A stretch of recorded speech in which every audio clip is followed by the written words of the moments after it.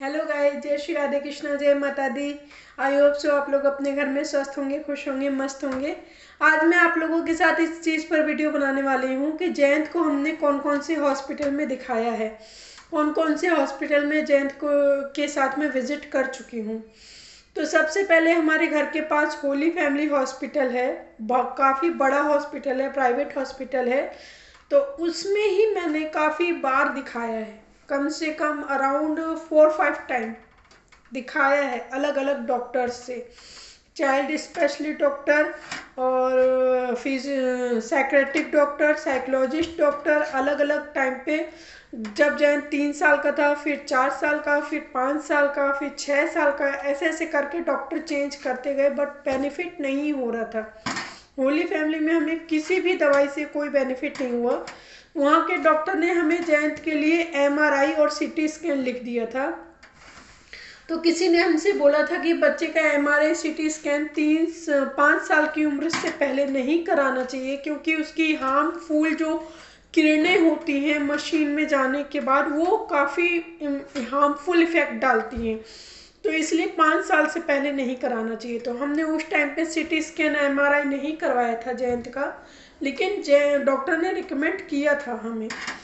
फिर उसके बाद हमने होली फिल्म में 4-5 टाइम दिखाया, कोई आराम नहीं हुआ। 1 साल में, 2 साल में, 3 साल में काफ़ी बारी दिखाया, आराम नहीं हुआ। डॉक्टर भी चेंज किए। मैं उस दवाइयों से क्या होता था कि जयंत कभी बहुत ज़्यादा हाइपर हो जा रहा था, कभी बहुत ज़्यादा लेजी हो जा रहा था। ओनली सो रहा था, सो रहा है, कुछ कर नहीं रहा, आई कांटेक्ट नहीं दे रहा। तो उसके बाद हमने वो मेडिसिन बंद कर दी होली फैमिली। फिर हम गए नहीं होली फैमिली, जब मैं जाना ही बंद कर दिया। फिर हमने जो प्राइवेट क्लिनिक्स होते हैं डॉक्टर के, साइकेट्रिक के, साइकोलॉजिस्ट के, चाइल्ड स्पेशलिस्ट के, ईएनटी स्पेशलिस्ट के, उन सारे डॉक्टर्स को भी विजिट किया है हमने कि कहीं जयंत बहरा तो नहीं है, सुन सकता है या नहीं सुन सकता, कहीं उसकी जीभ अंदर तालू में चिपकी हुई तो नहीं है, तातवा बोलते हैं उसे कुछ लोग। तो हमने 2.5 साल 3 साल में हमें ईएनटी को भी दिखाया। फिर वहाँ से हमें अच्छा रिस्पांस मिला, क्योंकि जीभ वो चिपकी हुई भी नहीं थी जयंत की। और हेयरिंग टेस्ट भी कराया था, तो वहाँ पे रिपोर्ट आई थी कि जितना नॉर्मल बच्चा सुन सकता है, उतना जयंत की सुनने की कैपेसिटी है। फिर हमने काफ़ी सारे साइकोलॉजिस्ट, बड़े डॉक्टर को लाजपत नगर में भी दिखाया था। क्लिनिक छोटा था, बट डॉक्टर बहुत बड़े थे। वो किसी और बड़े हॉस्पिटल में बैठते हैं, मैक्स हॉस्पिटल, अपोलो हॉस्पिटल, वो बैठते हैं, लेकिन उनके छोटे क्लिनिक्स थे। तो हम वहाँ गए थे विजिट करने, मैं मेरे हस्बैंड और बच्चे के साथ। तो वहाँ भी गए, वहाँ भी हमें कुछ ज़्यादा रिस्पॉन्स नहीं मिला। एक डॉक्टर ने, साइकोलॉजिस्ट डॉक्टर थे वो, उनका नाम मेंशन नहीं कर सकती मैं। उन डॉक्टर ने हमें आयुर्वेदिक एक दवा लिखी थी, उसका नाम था हिमालय मेंटेड। आयुर्वेदिक दवाई है, हिमालय मेंटेड सिरप। तो उन्होंने उस टाइम जयंत का ऑटिज्म डायग्नोस नहीं हुआ था। तो फिर उसके बाद उन लोगों ने उन डॉक्टर साहब ने बोला कि अगर ऑटिज्म है तो भी ये बेनिफिट होगी दवाई, और नहीं है तो भी ये बेनिफिट होगी दवाई, क्योंकि माइंड शार्प करने की दवाई है, इससे कोई साइड इफ़ेक्ट नहीं होगा। मैंने कहा थैंक यू सर। तो फिर उसके बाद हमने वो दवाइयाँ 6 महीने कंटिन्यू दी, उसके बाद भी हमें कोई रिस्पॉन्स नहीं मिला। इतना हुआ था कि जयंत आई कांटेक्ट, थोड़ा थोड़ा माइनर आई कांटेक्ट करने लग गया था, वो उसमें भी ज़्यादा रिस्पॉन्स नहीं हुआ। फिर उसके बाद मैंने दिखाया, ये लॉकडाउन से पहले की बात है। फिर उसके बाद मैंने दिखाया RML hospital, doctor Ram Manohar Lohia hospital. वहाँ पे मैं किसी की हेल्प की वजह से गई थी। कोई एक आंटी है मेरी मायके में, उन्होंने मेरी हेल्प करी थी, मुझे वो लेकर गई थी। उन्होंने ही मुझे वहाँ मिलवाया था डॉक्टर से। तो वहाँ गए हम, वहाँ पे ऑटिज़म डायग्नोस हो गया था कि आपके बच्चे को ऑटिज़म है। जहाँ भी हम क्लिनिक में लेके जाते थे, सभी ऑटिज़म ऑटिज़म ऑटिज़म बोलते थे। बट एक माँ बाप होते हैं ना, माँ बाप को बिलीव नहीं होता कि हमारे बच्चे में कुछ कमी हो सकती है। शायद ये डॉक्टर सही नहीं, शायद वो डॉक्टर सही नहीं, हम 10 जगह दिखाते हैं कि कम से कम कहीं से तो कुछ गुड न्यूज़ मिल जाए। माँ बाप जल्दी हार नहीं मान सकते। डॉक्टर सारे अच्छे होते हैं, कोई बुरा डॉक्टर नहीं होता। तो उसके बाद आर्यमल हॉस्पिटल गए, वहाँ पे जयंत का असेसमेंट हुआ। फिर उसके बाद आईक्यू लेवल का टेस्ट होता है एक, वो हुआ। तो वहाँ पे आया कि जयंत का माइल्ड ऑटिज्म है। तो फिर उसके बाद उन लोगों ने बोला कि आप थेरेपी करवाइए, इसकी कोई दवाई नहीं होती। मैंने कहा सर ये बहुत ज़्यादा हाइपर एक्टिव है, घर में आराम से बैठता नहीं है, चीज़ें मतलब बिखेरता है, तेल हो गया, नमक हो गया, शैम्पू हो गया, कोलगेट हो गया, वो सब ऐसे ऐसे करके बिखेर देता है। तो उन लोगों ने बोला कि ऐसी बात है तो हम हाइपर एक्टिविटी को लो करने की दवाई दे सकते हैं, बाकी आप इसका ट्रीटमेंट ओनली थेरेपी है। मैंने कहा ठीक है सर। मैंने ये भी बताया उन्हें कि सर घर का दरवाज़ा अगर खुला हो तो ये सीधे बाहर भागता है, और ये आदत नहीं है कि वापस अपने घर जा सके। इसे इतना नहीं पता, फैमिली पर्सन अननोन पर्सन में फ़र्क करना इसे बिल्कुल भी नहीं आता है जयंत को। तो कई बार ये बाहर भी भाग जाता था। मैं आधे घंटे, 15 मिनट, 20 मिनट चिल्लाती रहती थी जयंत जयंत जयंत, आस पड़ोस में सबसे पूछना देखना। कई बार पार्क में रहता था, कई बार लिफ्ट में चढ़ जाता था, कई बार टॉप फ्लोर पे चढ़ जाता था, कई बार मार्केट में चला जाता था, गेट के बाहर सिक्योरिटी जहाँ बैठते हैं उसके बाहर चला जाता था। तो मैंने बहुत सारी प्रॉब्लम फेस की है जयंत के साथ। तो मैं इस पूरे टाइम इसके साथ भागती रहती थी कि कहीं ये भागे ना। एक माँ के लिए बहुत बड़ी बात है कि अगर बच्चा कहीं चला गया तो माँ का क्या हाल होगा, आप समझ सकते हैं। उसके बाद वो आर्यमल हॉस्पिटल वालों ने रिजडोन दवाई, एक लिक्विड फॉर्म में, सिजोडोन भी बोलते हैं उसे, रिजडोन भी बोलते हैं, वो लिख दी और बैक्सोल टैबलेट लिख दी। तो वो दवाई हमने 2 साल 6 महीने चलाई। उसके बाद हमें नेक्स्ट विजिट ही करना था कि उसके बाद लॉकडाउन लग गया। लॉकडाउन के बाद हम कहीं जा नहीं पाए, किसी और डॉक्टर को दिखा नहीं पाए। छोटे मोटे जो क्लिनिक्स होते हैं वहाँ पे हमने बहुत बारी जयंत को दिखाया, बहुत बारी, हर जगह, जीके में, लाजपत नगर में, जहाँ हम रहते हैं कालका मंदिर के पास, वहाँ भी कितने सारे डॉक्टर्स को दिखाया। सब ने यही बोला थेरेपी है, ट्रीटमेंट है, या फिर नींद की दवाइयाँ देते हैं शांत करने के लिए। मैंने कहा ठीक है। तो जयंत की आर्यमन हॉस्पिटल से जो दवाई चल रही थी उनसे थोड़ा सा बेटर हुआ था जयंत, क्योंकि जो बहुत ज़्यादा हाइपर था, बैठता नहीं था एक जगह पे शांति से, रात में भी नहीं सोता था, रात में 3-3 4-4 बज जाते थे, जयंत सोता नहीं था, ना ही दिन में सोता था ना ही रात में सोता था।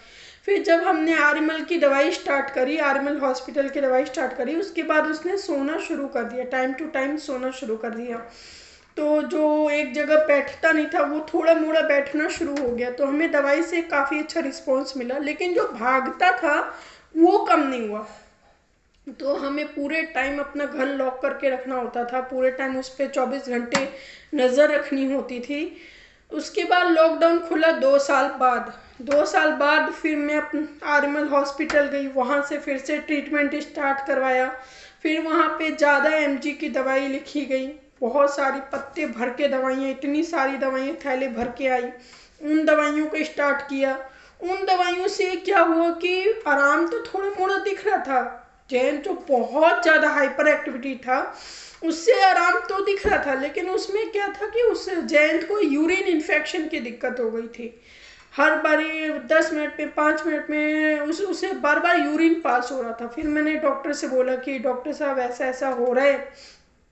तो उन्होंने बोला कि आप यूरिन इन्फेक्शन की दवाइयाँ दे दो, लेकिन हम ये दवाइयाँ बंद नहीं कर सकते। अगर ये दवाइयाँ बंद करेंगे तो आपका बेटा और ज़्यादा मॉडरेट ऑटिज्म में पहुंच जाएगा, और ज़्यादा हाइपर हो जाएगा। मैंने कहा ठीक है सर। और फिर हमने यूरिन इन्फेक्शन की दवाई भी दे दी, और साथ में वो आर्यमल की हॉस्पिटल की भी दवाइयाँ चल रही थी। तो जैसा रिस्पॉन्स मैं चाह रही थी अपने बच्चे में देखना, वो रिस्पॉन्स मुझे नहीं मिला। उसके बाद आ जाओ। उसके बाद हमने जयंत दरवाज़ा नॉक करा है।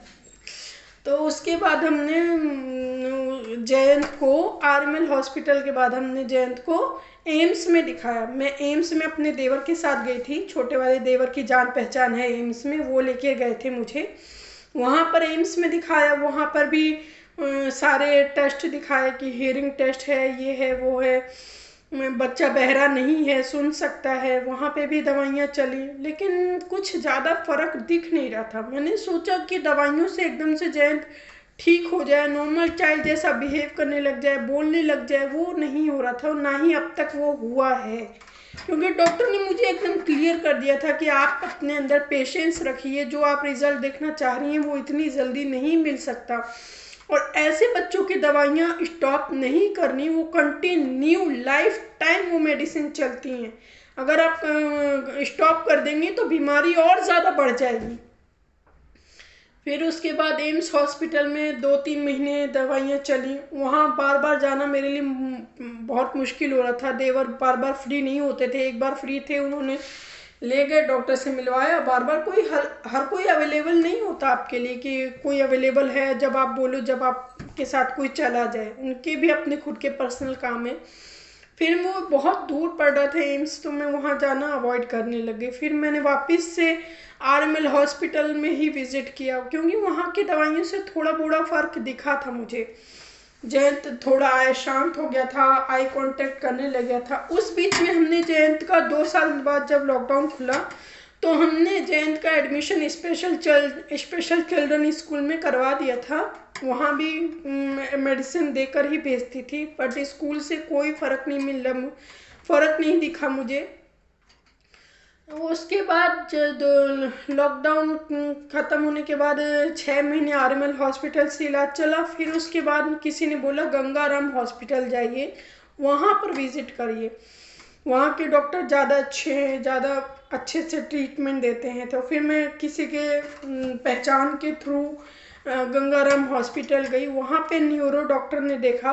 2-3 बारी विज़िट में ही आराम मिल गया। जयंत जो घर से भागता था बाहर, हर बारी भागने की कोशिश करता था, वो बंद हो गया। वो बंद हुआ है गंगाराम की मेडिसिन से, गंगाराम हॉस्पिटल की मेडिसिन से। जयंत ने बिल्कुल भी, चाहे वो पार्क में हो, चाहे घर में हो, चाहे मॉल में हो, कहीं भी हो, या मेरे मायके में हो, उसने घर से भागना बंद कर दिया। भले गेट खुला भी हो तो वो घर से बाहर नहीं भागता।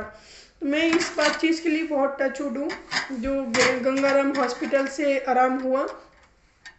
उसके बाद जयंत के बिहेवियर में भी काफ़ी फ़र्क आ गया था। आराम से बैठने लग गया था, आराम से अपने हाथ से खाना खाने लग गया था। वॉशरूम टॉयलेट अपने आप चला जाता है, फ्लश कर लेता है, सब कुछ मतलब इंडिपेंडेंट वाले काम करने लग गया था।